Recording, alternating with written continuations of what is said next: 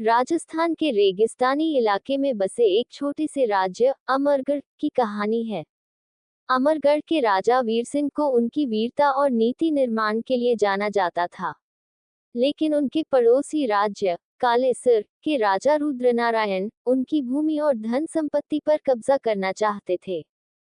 रुद्रनारायण ने कई बार अमरगढ़ पर आक्रमण करने की योजना बनाई, लेकिन वीर सिंह की कुशल सेना और रणनीति के आगे हर बार हार माननी पड़ी। लेकिन इस बार रुद्रनारायण ने एक चालाक योजना बनाई। उन्होंने अमरगढ़ के राज्य में अपने गुप्तचरों को भेजकर वहां के हालातों की जानकारी हासिल की और कमजोरियों पर ध्यान केंद्रित किया। इसी दौरान अमरगढ़ के राजकुमार आदित्य और कालेसर की राजकुमारी मीरा, जिन्हें बचपन में एक दूसरे से मिलने का मौका मिला था, बड़े होकर एक दूसरे को भूल चुके थे। लेकिन नियति ने उन्हें एक बार फिर आमने सामने ला दिया। मीरा बचपन से ही प्रेम और शांति की उपासक थी। उसे युद्ध और द्वेष से घृणा थी। राजकुमार आदित्य और मीरा की पहली मुलाकात अमरगढ़ के एक मेले में हुई। मीरा छिपे रूप में अपने मित्रों के साथ मेले का आनंद लेने आई थी। आदित्य, जो अपने राज्य के लोगों के बीच घुलने मिलने के लिए वहां आया था, उसकी सरलता और निश्चलता ने मीरा को आकर्षित किया। उनकी बातचीत ने दोनों को एक दूसरे के व्यक्तित्व को जानने का मौका दिया। मीरा को आदित्य में एक ऐसा योद्धा दिखा जो सिर्फ तलवार के बल पर नहीं, बल्कि अपनी सोच और न्यायप्रियता से लोगों का दिल जीत सकता था। आदित्य को मीरा की करुणा और प्रेम में एक नई शक्ति महसूस हुई। लेकिन उनकी प्रेम कहानी इतनी सरल नहीं थी। मीरा को पता था कि उसके पिता रुद्रनारायण अमरगढ़ पर आक्रमण करने की तैयारी कर रहे हैं।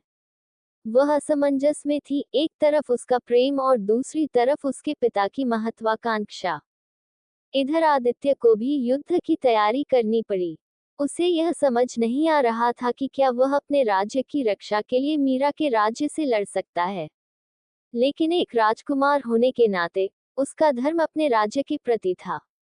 कुछ ही दिनों बाद कालेसर की सेना ने अमरगढ़ पर आक्रमण कर दिया।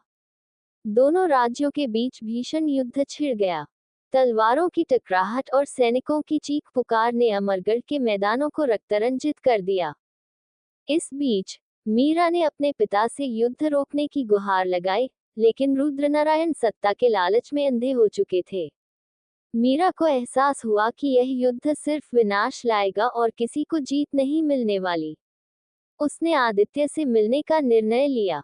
रात के अंधेरे में मीरा ने आदित्य के शिविर में जाकर उससे बातचीत की। उसने आदित्य को समझाने की कोशिश की कि युद्ध किसी भी समस्या का हल नहीं है।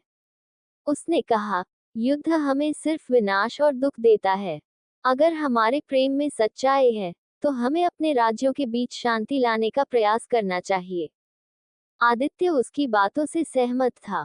उसने कहा, लेकिन ये तभी संभव है जब दोनों पक्ष एक साथ शांति की ओर कदम बढ़ाएं। मीरा ने आदित्य से वादा किया कि वह अपने पिता को किसी भी तरह से समझाएगी। अगले दिन मीरा ने रुद्रनारायण के दरबार में सबके सामने युद्ध के विनाशकारी परिणामों का वर्णन किया। उसने अपने पिता को बताया कि कैसे उनकी महत्वाकांक्षा उनके ही राज्य को बर्बाद कर रही है। मीरा की बातों और उसकी दृढ़ता ने रुद्रनारायण को सोचने पर मजबूर कर दिया। उन्होंने आखिरकार युद्ध समाप्त करने का निर्णय लिया। दोनों राज्यों के बीच शांति समझौता हुआ और मीरा और आदित्य के प्रेम ने इस शांति में एक पुल का काम किया। इस कहानी से यह सीख मिलती है कि युद्ध कभी भी स्थायी समाधान नहीं हो सकता। जहां युद्ध विनाश लाता है, वहीं प्रेम और करुणा के माध्यम से शांति स्थापित की जा सकती है। मीरा और आदित्य का प्रेम ये संदेश देता है कि सच्चा प्रेम हर बाधा को पार कर सकता है। युद्ध और प्रेम के इस संगम ने सिखाया कि जीवन में सबसे बड़ी शक्ति प्रेम है, जो न केवल दिलों को जोड़ती है, बल्कि पूरे संसार को एक नई दिशा दे सकती है।